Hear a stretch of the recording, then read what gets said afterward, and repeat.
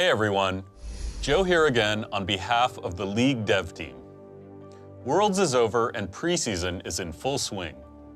In today's video, we want to take a look back at the year and talk about how League has changed, what we learned, and what we're thinking about as we approach 2018.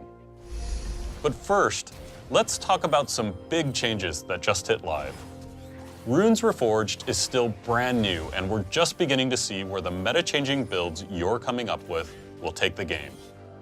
We're already seeing runes being used to invent whole new builds and playstyles. It's truly awesome to see all the creativity and theory crafting you guys are applying to the new system. As just one example, we've seen Annie players taking Arcane Comet and Airy to build Poke, and others building Full Burst with Electrocute. And we think there might be a really scary Annie build using Predator that only a few of you have discovered. At this point, we feel pretty confident that we've got a strong foundation that we can build on going forward. And of course, with the new system, we can adjust, add, or even replace runes as we gain more and more insight into how things are playing out. Preseason also introduced the new leveling and reward systems.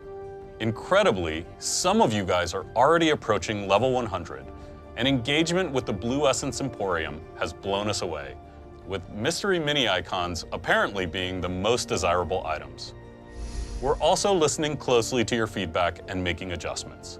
We've already changed the leveling curve, so no matter how high your level gets, you'll get more rewards on average than you would have gotten out of the old system. We've also added Blue Essence to the first win of the day. So now it should be easier for you guys to get the champs you want in those instances where you're just a little bit short. It's still early days. Keep sending us feedback on runes and rewards, and we'll keep working to get the game into shape for the new season. 2016 was a tough year for our team. The truth is, we didn't do a good enough job listening to you guys or addressing your concerns. So at the start of this year, we decided to make a concerted effort to listen more and to deliver on long-time promises. So let's talk about how 2017 went. 2017 was the year we finally replaced the legacy client, which in turn enabled us to deliver things like Practice Tool, the Highlights Viewer, Missions, the Skins Collection, Honor 2.0, and the new 10-band system. One of the most serious under-the-radar problems we dealt with this year was time spent getting into game. For a variety of reasons, that time had crept up to an unacceptable length. Thanks to a number of optimizations across Champ Select and matchmaking, time spent in Champ Select has gone down by about 30% on average. Queue times are also between 2 to 3 times faster than they were during the 2016 season. And as an added bonus, you now get your primary role much more often than before. Because you asked for it, this year we shipped a lot more quality of life features. Features like Surrender at 15, ping muting, skin portraits in the HUD, more champs in the free rotation, the warded here ping, a self-sorting scoreboard, and position filtering in Champ Select. We continued to try to push our bar on unique gameplay and creative thematics, with new additions to the Rift like Zion Rakan, Kayn, Ornn, and most recently, Zoe. We also brought some old champs into the modern age with updates to Warwick, Galio, Urgot, and Evelynn. We created new interactive events around skins, like the Versus event for Dawnbringer Riven and Nightbringer Yasuo. And we invested more in making events feel special, with themed missions and entirely new experiences like the Invasion game mode for Star Guardian and Project Overcharge. A few patches ago, we released emotes, and at least some of you are using them to express yourselves instead of just BMing. Last but not least, we tried to keep pushing the envelope on super creative, high-quality skins that we hoped really resonated with you guys. When it comes to the meta, we've got to acknowledge that the first few patches of the year had issues with ADCs feeling weak, and the last few were dominated by Ardent Sensor and Hypercarries. That said, overall, we were happy with the year as a whole. 2017 brought more champion diversity, cool support quests and itemization, and the Rift Herald update, which finally made her into an objective worth taking.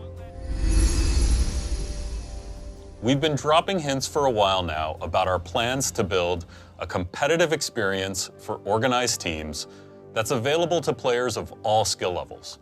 Today, we're ready to share some details.